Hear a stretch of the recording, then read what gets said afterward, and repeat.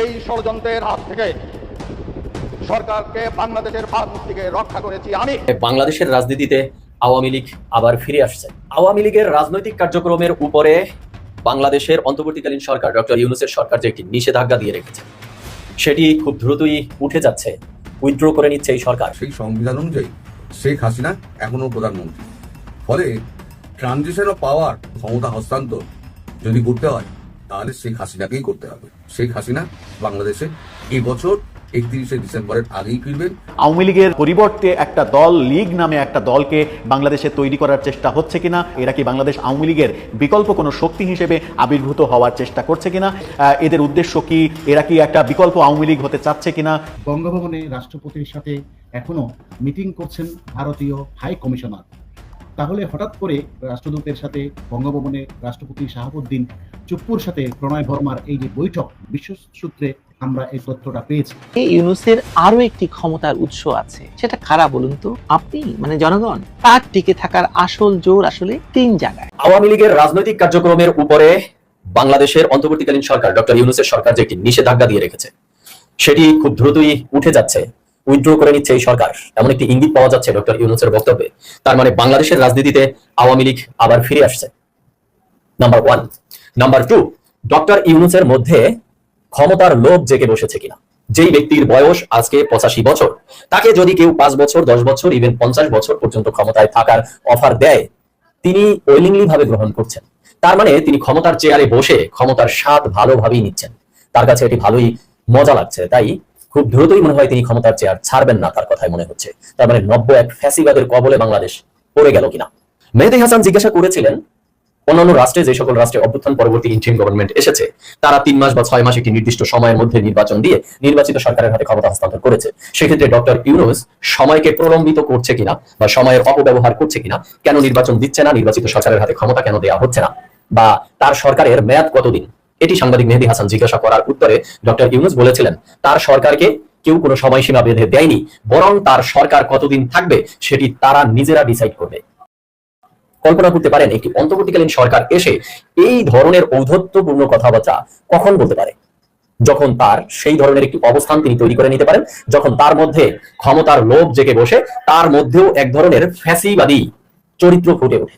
না হলে 85 বছর যার বয়স, এই সাংবাদিক মেহেদী হাসান তাকে জিজ্ঞাসা করেছিল যে সময়টি প্রলম্বিত হচ্ছে কিনা।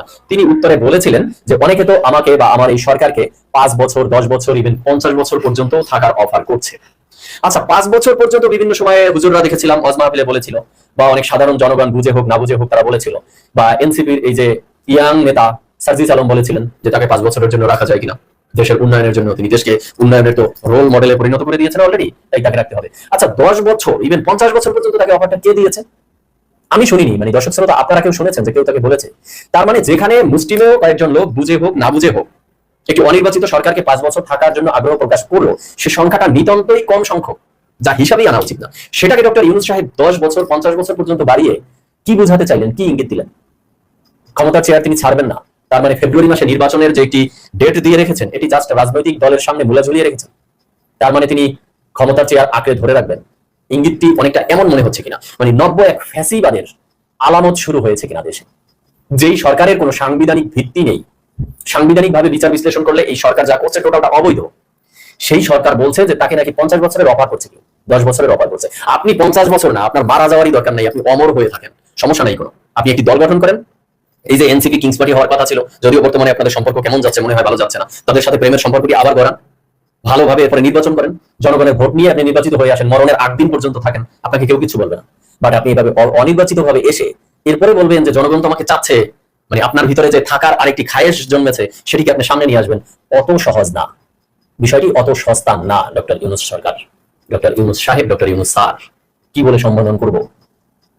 দ্বিতীয় যে বিষয়টি সাক্ষাৎকারের, সাংবাদিক মেহেদী হাসান বলেছিলেন, আপনারা আওয়ামী লীগকে নিষিদ্ধ করেছেন, এটি তো কোনো গণতান্ত্রিক ভাষায় বৈধ ওয়ে হতে পারে না। এটি তো বাংলাদেশের বিগত রাজনৈতিক কালচারও হতো যে সরকার প্রজ্ঞাপনের মাধ্যমে একটি দলকে নিষিদ্ধ করত। তখন ডক্টর ইউনূস আনসারে বলেছেন, আমরা আওয়ামী লীগকে নিষিদ্ধ করিনি। হ্যাঁ, সত্য কথা বলেছেন তিনি। মেহেদী হাসান জিজ্ঞাসা করেছেন, নিবন্ধন বাতিল করেছেন আওয়ামী লীগের? ডক্টর ইউনূস সাহেব বলছেন, আমরা নিবন্ধন বাতিল করিনি, জাস্ট তাদের রাজনৈতিক কার্যক্রমকে স্থগিত করে রেখেছি। তখন ডক্টর ইউনূস আরো একটু উৎসাহী হয়ে বললেন, এই নিষেধাজ্ঞা যে কোনো সময় উঠেও যেতে পারে, এই কথাটি আসলে তিনি কেন বললেন? অনেকে সলিড মাইন্ডে, ফ্রেশ মাইন্ডে ভাবছেন ডক্টর ইউনূস বয়োবৃদ্ধ মানুষ, তাই সরল সহজ ভাবে বলেছেন। বাট না, এত সহজ সরল মানুষ ডক্টর ইউনূস সাহেব না, যার মধ্যে ক্ষমতার চেয়ার আঁকড়ে ধরে রাখার একটি ইচ্ছা জেগেছে, কামনা জেগেছে, বাসনা জেগেছে। আর যাই হোক, তিনি ফ্রেশ মাইন্ডে এমনিতে মন চাইলো আর বলে দিল, বিষয়টি একদমই না। আমার কাছে যেটি মনে হচ্ছে, এই যে ডক্টর ইউনূস সাহেবের ক্ষমতার চেয়ারের মজা পেয়ে গেছে, তিনি এটাকে আঁকড়ে ধরে রাখতে চায়। সেক্ষেত্রে তার জন্য যারা দেশের যে রাজনৈতিক দলগুলো চাপ সৃষ্টি করছে, তাকে চেয়ার থেকে নামিয়ে দিতে চাচ্ছে, বা খুব দ্রুত নির্বাচন দেওয়ার জন্য বাধ্য করছে, বা অনেকে বক্তব্য দিচ্ছে বা হুঙ্কার দিচ্ছে যে যমুনার দিকে যাত্রা শুরু করবে, তাদেরকে জাস্ট তাদের সাথে একটু খেলে দিল ডক্টর ইউনূস সাহেব। ডক্টর ইউনূস সাহেব তাদেরকে একটু ভয়ভীতি দেখালো যে চাবিকাঠি কিন্তু আমার কাছে। আমরা ছোটবেলায় যখন কান্না করতাম বা দুষ্টামি করতাম, তখন বাবা মা বলতো না যে বাঘ আসতেছে, কিন্তু এখনই খেয়ে নেবে, ঘাড় মোটকে দিবে। তো doctor Yunus as like same tricks এখানে অ্যাপ্লাই করলো, যে রাজনৈতিক দলগুলো তোমরা আমাকে খুব প্রেসার দিচ্ছ বা আমাকে হুঙ্কার দিচ্ছ বা আমাকে একটি নির্দিষ্ট সময় নির্বাচন দিয়ে এখান থেকে সরে যেতে বলছো, চাবি কিন্তু আমার কাছে। দরজার ওই পাশে আওয়ামী লীগকে আটকে রেখেছি, আস্তে করে চাবিটা খুলে দেবো, তোমাদের রাজনৈতিক আস্ফালন, লাফালাফি, আওয়ামী লীগ আসলে সব ছুটে যাবে। তো এই ইঙ্গিতটি মনে হয় ডক্টর ইউনূস এটি দিয়ে বোঝাতে চেয়েছেন, যে কোনো সময় কিন্তু আস্তে করে চাবিটা খুলে দেবো, তাদের যে নিষেধাজ্ঞা দিয়ে রেখেছে ওটা উইথড্র করে দেবো। এরপরে তোমরা রাজনৈতিক জোট গঠন করবা, লাফালাফি করবা, ফালাফালি করবা, আমার উপরে প্রেশার ক্রিয়েট করবা, যমুনার দিকে যাত্রা শুরু করতে চাইবা, সেই সুযোগ তোমাদেরকে আর দেওয়া হবে না। আচ্ছা, আওয়ামী লীগকে এত ভয় পাচ্ছে কেন মানুষ? হ্যাঁ, ভয় পাচ্ছে। যখনই ডক্টর ইউনূস সাহেব এই কথাটি বললেন, তখন বিভিন্ন রাজনৈতিক দলের পক্ষ থেকে যেন তাদের মাথায় আকাশ ভেঙে পড়েছে, বাজ পড়েছে। তারা বিভিন্ন ধরনের কথাবার্তা বলতেছে যে ডক্টর ইউনূস এই কথা কেন, কিভাবে বলে। হ্যাঁ, অভ্যুত্থানের সময় যে ঘটনা ঘটেছে, যে মানবাধিকার লঙ্ঘন হয়েছে বা গণহত্যা হয়েছে, সেগুলো বিচারের বিষয়, বিচারিক আদালত সেটি দেখবে, কি হয় সেটি দেখা যাক। সেটি ব্যতীত এই আওয়ামী লীগকে ভয় পাচ্ছে কেন মানুষ? কারণ এই অভ্যুত্থানের পক্ষের শক্তি বা অভ্যুত্থান পরবর্তী রাজনৈতিক দলগুলো তো বলছে যে আওয়ামী লীগ বাংলাদেশে অপ্রাসঙ্গিক, বা আওয়ামী লীগের ভোট ব্যাংকই বাংলাদেশে নেই, তাদের কোনো সাপোর্টারই নেই। এবং সেক্ষেত্রে তারা উদ্ধৃতি দিচ্ছে যে 5ই আগস্ট বা তার পূর্বে 2024 সালের যে জনগণ রাস্তায় নেমে এসেছে, সেটি বড় এভিডেন্স যে আওয়ামী লীগকে জনগণ চায় না। তাহলে যে দেশে আওয়ামী লীগ অপ্রাসঙ্গিক হয়ে গেল, যাদের কোনো জনপ্রিয়তা নেই, ভোট ব্যাংক নেই, সেই দলটির উপরে নিষেধাজ্ঞা দিলেই বা কি আসে যায়, বা ডক্টর ইউনূসের সরকার সেই নিষেধাজ্ঞা তুলে নিলেই বা কি আসে যায়? যাদের জনপ্রিয়তা নেই, যাদের শক্তি নেই, ম্যান পাওয়ার নেই, হ্যাঁ, রাজনৈতিক দলগুলোর ভাষায় আপনাদেরকে বলছি, তো সেই দলটিকে আপনারা এত ভয় পাচ্ছেন কেন? হ্যাঁ, তার মানে কি বাংলাদেশে আওয়ামী লীগ আসলে রাজনৈতিক ইকুয়েশন চেঞ্জ হয়ে যাবে? আপনারা যে একটু গুছিয়ে উঠেছেন, জোটবদ্ধ হয়েছেন, কেউ কেউ ইসলামী জোট নিয়ে, বিএনপির মতো গুছাচ্ছে, বা এনসিপি অন্যান্য 5 দল তারুণ্যের একটি জোট করার স্বপ্ন দেখছে, সবকিছু তাহলে বানচাল হয়ে যাবে, দেশ ছাড়া লাগবে অনেকের, তাই তো? তার মানে আওয়ামী লীগ, তাদের ভোট ব্যাংক, তাদের জনপ্রিয়তা সবকিছুই যে আছে, তাদেরকে যে জাস্ট এই অভ্যুত্থান সময়ের তাদের যে কর্মকাণ্ড, তাদের এগেইনস্টে যে মামলা, বা তাদের যে ঘর বাড়ি জ্বালাও করাও হচ্ছে, তারা রাস্তায় উঠলেই যে তাদেরকে এখন পুলিশ গ্রেফতার করছে, বা গ্রেফতার করেও শান্তি নেই, সেখান থেকে যখন বিচারালয়ে নিয়ে যাওয়া হচ্ছে সেখানে তাদের উপরে আক্রমণ করা হচ্ছে। তার মানে এগুলো আপনারা করতেছেন এজন্যই যে আওয়ামী লীগ যাতে আর ফিরে আসতে না পারে। আওয়ামী লীগ ফিরে আসলে আপনাদের অনেকের অস্তিত্বই সংকটে পড়ে যাবে, তাই তো? আচ্ছা, তো দর্শক শ্রোতা, শেষ পর্যন্ত কনক্লুশনে এসে যে কথাটি বলবো, যে ডক্টর ইউনূসের সরকার কি তাহলে ফেব্রুয়ারি মাসে নির্বাচন দিবে, নাকি এটি রাজনৈতিক দলকে জাস্ট মূলা ঝুলিয়ে রেখেছে, তার মধ্যে ক্ষমতার লোভ জেগে বসেছে, তিনি আসলে এখানে এক নব্য ফ্যাসিবাদ প্রতিষ্ঠা করতে চায় কিনা, এই কথাবার্তায়, তার এই বক্তব্যে এই ইঙ্গিতই দিচ্ছে কিনা। নাম্বার 2, আওয়ামী লীগ এই দলটিকে এখনো সবাই ভয় পায়, তার মানে আওয়ামী লীগের জনপ্রিয়তা কমেনি। আগামীর নির্বাচনে যদি আওয়ামী লীগকে সুযোগ দেওয়া হয়, সরকার গঠন করতে না পারলেও তারা প্রধান বিরোধী দল থাকবে, সেই ধরনের জনবল, ভোট ব্যাংক তাদের আছে, তাই তো? আরেকটি হলো যে তাহলে দেশবাসী ডক্টর ইউনূসকে আরো 50 বছরের সুযোগ দেবেন কিনা, সেই দাবিটি তাহলে সামনের দিকে তুলুন, তাকে বসিয়ে রাখুন। তার যেহেতু এই বয়সে এসে ক্ষমতার খায়েশ তৈরি হয়েছে, তাকে একটু ক্ষমতায় বসিয়ে রাখলে কেমন হয়? দর্শক, আমরা সবাই ইতিমধ্যে জেনেছি খবর নির্বাচন কমিশন থেকে, সেটা হচ্ছে নির্বাচন কমিশন নতুন 2টি রাজনৈতিক দলকে নিবন্ধন দেওয়ার সিদ্ধান্ত নিয়েছে, এক এনসিপি আর এক জাতীয় লীগ, বাংলাদেশ জাতীয় লীগ নামে যারা পরিচিত। এনসিপি সম্পর্কে আমরা সবাই জানি, কিন্তু আমরা কি জানি যে এই জাতীয় লীগ কারা? এই লীগ শব্দটা ব্যবহার করার পেছনে অন্য কোনো কারণ রয়েছে কিনা? আওয়ামী লীগের পরিবর্তে একটা দল, লীগ নামে একটা দলকে বাংলাদেশে তৈরি করার চেষ্টা হচ্ছে কিনা, সেই অনুসন্ধানে কি আমরা গিয়েছি? কিংবা জাতীয় লীগের এদের ইতিহাস কি, কোথায় থেকে আসলো, এরা কারা, এদের সঙ্গে কারা সংযুক্ত রয়েছে, এদের উদ্দেশ্য কি, এরা কি একটা বিকল্প আওয়ামী লীগ হতে চাচ্ছে কিনা, সেই ব্যাপারগুলো কি আমরা ভেবে দেখেছি, কিংবা সেই তথ্যগুলো কি আমরা আদৌ জানি? উত্তর হচ্ছে আমরা বেশিরভাগই সেই তথ্যগুলো জানি না। সেই তথ্যগুলো জানার চেষ্টা করব যে এই জাতীয় লীগ কারা, এরা কি বাংলাদেশ আওয়ামী লীগের বিকল্প কোনো শক্তি হিসেবে আবির্ভূত হওয়ার চেষ্টা করছে কিনা, কিংবা সরকার এক ধরনের কি বলবো যে সরকারি পৃষ্ঠপোষকতায় একটা দলকে আনতে চাইছে কিনা, যে দলের নামের সাথে লীগ থাকবে, যেন বাংলাদেশের জনগণ আওয়ামী লীগের বিকল্প হিসেবে এই দলকে ভাবতে পারে।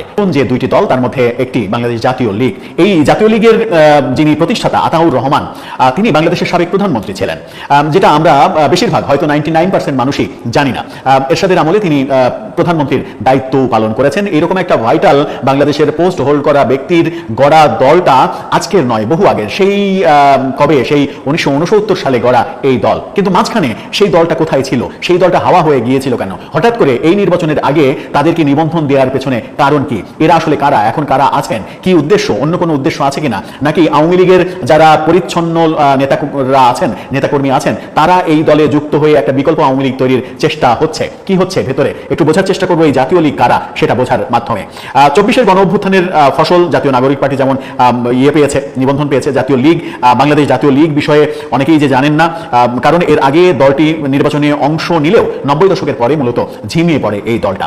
জানা গেছে 1969-এ গঠিত এই দল 1970, 1973, 1979 সালে নির্বাচনে অংশগ্রহণ করেছিল। 84 সালে দলীয় প্রধান আতাউর রহমান তৎকালীন রাষ্ট্রপতি এইচ.এম. এরশাদের নির্বাহী আদেশে গঠিত মন্ত্রিসভায় প্রধানমন্ত্রী হিসেবে দায়িত্ব পালন করে আলোচনার জন্ম দিয়েছিলেন। That was 1984। 1984 সালে বাংলাদেশের প্রধানমন্ত্রীর নাম আতাউর রহমান। এতদিন পর দলটি ফের নিবন্ধন নিয়ে রাজনীতির মাঠে ফিরতে চাওয়ায় অনেকের মাঝে প্রশ্ন উঠেছে, বাংলাদেশ জাতীয় লীগে কারা সম্পৃক্ত বা বর্তমানে এর নেতৃত্বে কারা রয়েছেন। এ বিষয়ে যে খবর গণমাধ্যম খুঁজে পেয়েছে, সেই খবরগুলোর মধ্যে রয়েছে বাংলাদেশ জাতীয় লীগের বর্তমান চেয়ারম্যানের দায়িত্ব পালন করছেন মাহবুবুল আলম নামের ব্যক্তি।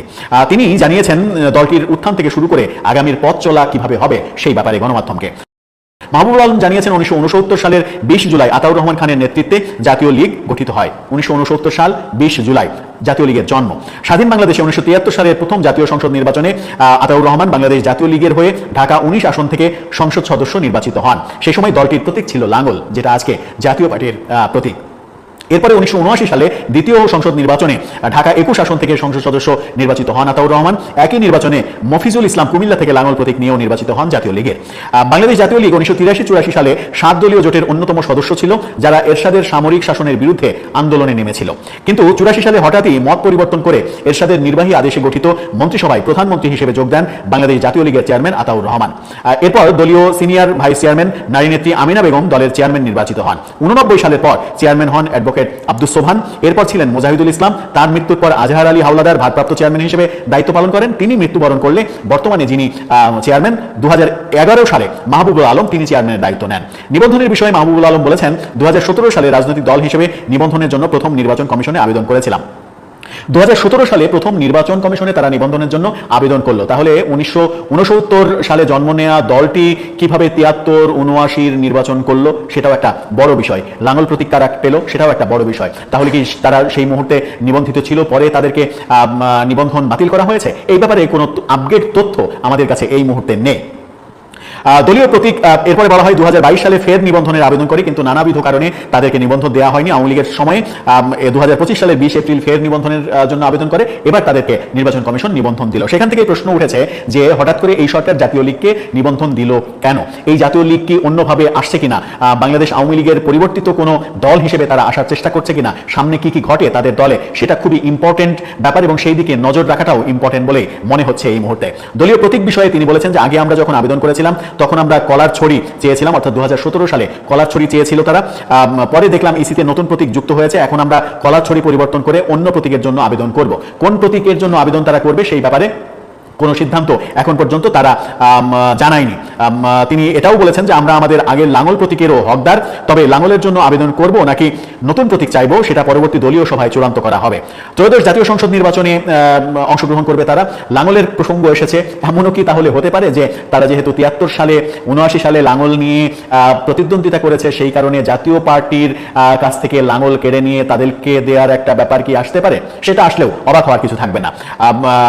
দলটির আগামী পথ চলা বিভিন্ন বিষয়ে তারা কথা বলেছে। তারা বলেছে যে জুলাই সনদ মানে জুলাই অভ্যুত্থানের যে স্পিরিট, 71-এর যে স্পিরিট, দুই স্পিরিটকে ধারণ করেই তারা সামনে এগিয়ে যেতে চায়, দল হিসেবে দুইটাকেই ওন করতে চায়। তার মানে হচ্ছে তারা তাদের যে গঠনতন্ত্র, সেই গঠনতন্ত্র নতুন করে লিখেছে, জুলাই আন্দোলনের পরিপ্রেক্ষিতে সেটাকে তাদের গঠনতন্ত্রে তারা ঢুকিয়েছে। সব মিলিয়ে ব্যাপারটা এখনো পরিষ্কার নয় যে 1969 সালে জন্ম নেওয়া দলটা 73-79-তে লাঙ্গলে নির্বাচন করলো, দলের প্রধান নির্বাচিত হলেন, আরো একজন নির্বাচিত হলেন, তারপরে লাঙ্গল কোথায় গেল, তারপরে তাদের নিবন্ধন কেন বাতিল হলো, তারা আওয়ামী লীগের আমলে নিবন্ধন চেয়ে কেন পেল না, এই সরকার তাদেরকে হঠাৎ করে এত দল থাকতে 143টা দল আবেদন করার ভেতরে মাত্র দুটিকে সরকার পছন্দ করলো, একটা তো এনসিপি হবেই, দ্বিতীয় অপশনটাই তারা বাংলাদেশ জাতীয় লীগকে কেন বেছে নিল, এরকম অনেক প্রশ্নের উত্তর আমাদেরও অজানা। দর্শক, আপনার যদি জানা থাকে কিংবা এই ব্যাপারে যে বিশ্লেষণগুলো করলাম, যে আলোচনা করলাম, সেখান থেকে আপনার মনে নতুন কোনো ধারণা যদি জন্ম